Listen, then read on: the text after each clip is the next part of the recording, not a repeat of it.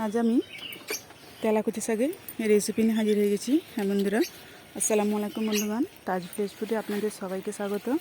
আশা করি আপনারা সকলেই ভালো আছেন। আজ আমি আরও একটি নতুন রেসিপি নিয়ে হাজির হয়েছি। এই যে বন্ধুরা, তেলাকুচি শাক আমার তোলা হয়ে গেছে। এই যে দেখতেই পাচ্ছেন, এই যে এখানে বিড়াল, এই বিড়ালটি অনেক মুরগি বাচ্চা আমাদের সব খেয়ে নিচ্ছে। আর এই যে দেখুন, এখন বর্ষার সময় বেড়াতে বলুন বা গাছের সঙ্গে, বড় বড় গাছের সঙ্গে এই তেলাকুচি শাক প্রায় দেখা যায় আমাদের, বিশেষ করে গ্রামের দিকে। আর এটি কোনো সারেরও প্রয়োজন হয় না। আর সেই জন্য এই শাক আমাদের খুবই উপকার। বিশেষ করে যাদের হাই প্রেশার বলুন, ডায়াবেটিস বলুন, তাদের তো খুবই উপকার এই শাক।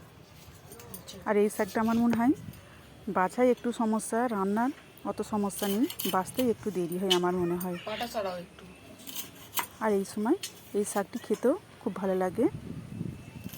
আর বিশেষ করে কাঁঠাল দানা দিয়ে এই শাক, এই যে দেখুন, এই কাঁঠাল দানা দিয়ে আমি কাঁঠাল দানাগুলো পরিষ্কার করে সরু সরু করে কেটে নিয়েছি। এবার উনুনে কড়া বসিয়ে দিয়েছি, দিয়ে দিয়েছি ছেড়ে দেয় আর পরিমাণ মতো একটু পেঁয়াজ কুচি দিয়ে দিয়েছি। আর এখানে ফোড়ন দেওয়ার জন্যে আমি দিয়ে দেব দুটো শুকনো লঙ্কা। আমি এখানে দিয়ে দেবো দুটো শুকনো লঙ্কা দিয়ে দিলাম। আর আমি একটু এটা নেড়ে নেব। আর দিয়ে দেবো আস্ত জিরে, গোটা জিরে আমি দিয়ে দিলাম ফোড়নের জন্য। দিয়ে সবগুলি ভালোভাবে একটু নেড়ে নেব। এবার আমি একটু শাকের ডাঁটাগুলো দিয়ে দিলাম।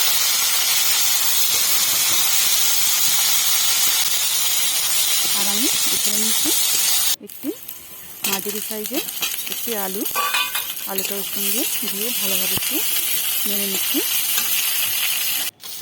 আর এই যে কাঁঠাল দানাগুলো আমি দিয়ে দিচ্ছি এখানে 8টার মতো কাঁঠাল দানা নিচ্ছি, 10টা শুরু করে কেটে নিচ্ছি। আর দিয়ে দিচ্ছি নুন, হলুদ গুঁড়ো, দিয়েছি লঙ্কার গুঁড়ো আর ধনে জিরের গুঁড়ো দিয়ে সবগুলো ভালোভাবে মশলাটি নেড়ে নেব। আর আমি এতে দিয়ে দিচ্ছি পানি। হালকা পুড়ে যাবে মশলাটি, দিয়ে সবগুলো ভালোভাবে কষে নেব।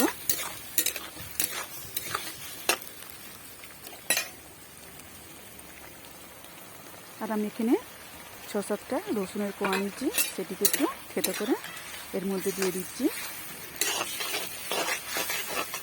এই রসুনটা দেওয়ার কারণে এই স্বাদটি আরও বেড়ে যাবে। শাকটি দিয়ে আবারও সবগুলি ভালোভাবে কষে নেব। আমার কষা হয়ে গেছে। আর আমি সেদ্ধ হওয়ার জন্য দিয়ে দিচ্ছি পানি, দিয়ে আমি এটিকে ঢাকনা দিয়ে ঢেকে দেবো। আর আমি 2-3 মিনিট পরে আবার ঢাকনা খুলে এটিকে দেখে নেবো আলুটি সেদ্ধ হয়েছে কিনা। দেখুন, এবার আমি শাকটি এর মধ্যে দিয়ে দেবো। দিয়ে শাকটি একটু নেড়ে নেব।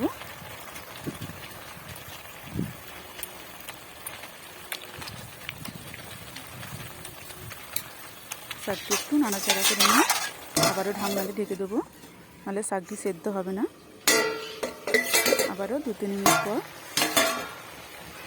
ভালো করে এবার দেখুন নেড়ে নিচ্ছে। আর পানিটা আমার অনেকটাই শুকিয়ে গেছে।